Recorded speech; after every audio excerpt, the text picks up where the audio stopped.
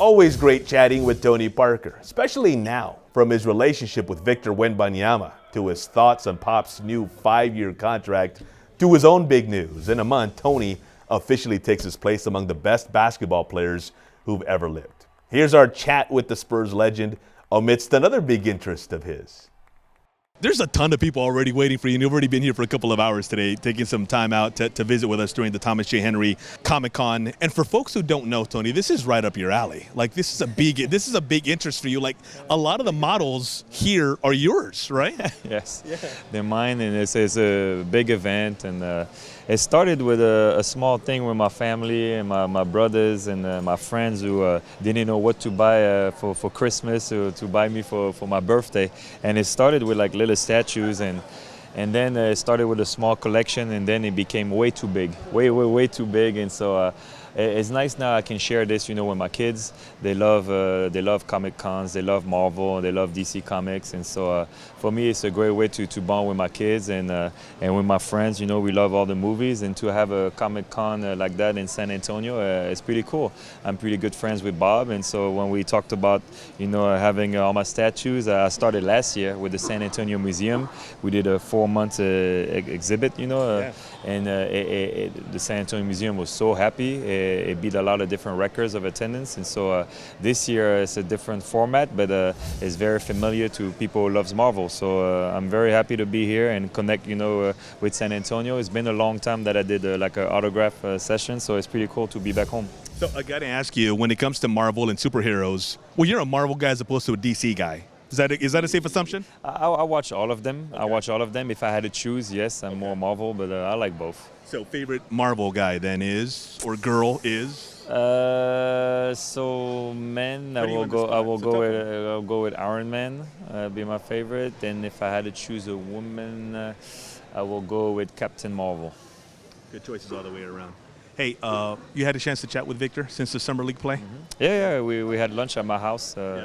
I came back beginning of July, and I invited him to have lunch with him, his dad, and his agent. Obviously, I know Victor for a while now. He played for my French team. We won a championship together.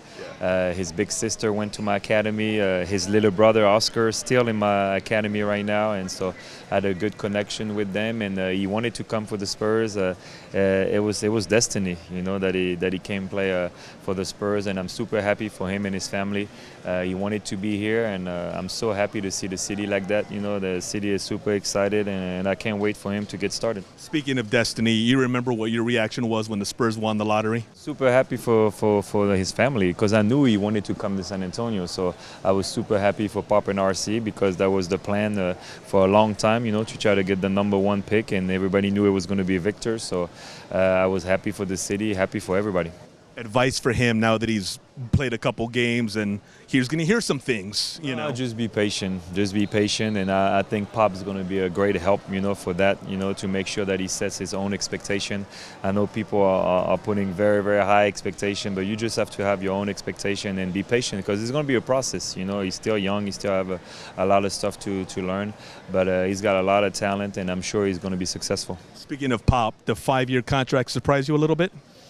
Yes and no. Yes and no. Before we had the #1 pick, I thought he was going to retire, and come drink some wine with me in my vineyard, But then we got the #1 pick, so now I'm not surprised that he wanted to stay and go through the process with Victor. If they don't win the lottery, you think Pop's done like now? Like he doesn't coach this coming season? I don't know. You never know. But yeah, I think he won everything, so it's tough to stay motivated and stuff like that. But once you get the #1 pick, then I knew he was going to go nowhere. Fans have been waiting for you. We're going to let you go, but before, you yourself have a pretty big deal coming up in about a month. Getting inducted into the Basketball Hall of Fame, man, that has got to be super, super cool. Yeah, it's super special, huge honor, and I can't wait to be in August. And it's very rare, those kind of rewards, is like crazy. I can't wait to be over there and go through the process. It's been very interesting to write my speech. I'm being very nostalgic and going through the memories. It's pretty cool, and to go in, with Coach Pop and with my big sister Becky Hammond, it's going to be pretty special. Can we get a small sneak peek of what's going to be in the Hall of Fame induction speech? You'll see. You'll see. You're going to make us You'll wait, see. Tony. Yeah, of course. I'm working hard on it. You're going to have to wait. Appreciate it as always, All right, Tony. All right, thank we'll you. see you soon. Thank you. Thank you. August 11th and 12th, the weekend, Tony goes into the Basketball Hall of Fame with Pop, Becky Hammon, and another former Spurs teammate, Pau Gasol.